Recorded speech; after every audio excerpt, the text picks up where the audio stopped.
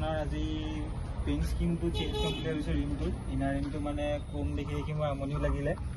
বাইকখনত পুৰণাও হ'ল, তাৰপিছত ৰাষ্টিঙো হৈ গৈছে। সেইটো কাৰণে ভাবিছোঁ ভিতৰত অকণমান পেইণ্ট কৰি মেলি মেট ব্লেক পেইণ্ট কৰি অকণমান লুকছটো চেঞ্জ কৰোঁ বুলি ভাবিছোঁ। এনহেঞ্চ হয় নে কি তাকে এতিয়া বাকী বিফৰ আফটাৰ দেখিলে গম পাম। এতিয়া এই মাস্কিং কৰিব ষ্টাৰ্ট কৰিছোঁ। স্পোকছকেইটা এজ ইট ইজ এনেকৈ থাকিব, চিলভাৰতে থাকিব। জাষ্ট ইনাৰ বেৰেলটো ব্লেক কৰিম আৰু আউটাৰ ৰিমটো এই পৰ্চনটো মেট ব্লেক হ'ব আৰু এইটো মেট ব্লেক হ'ব। বাকী এইটো চেম চিলভাৰে থাকিব। বাকী চাওঁ এতিয়া মাস্কিং কৰি মেলি কি হয় কি নহয়।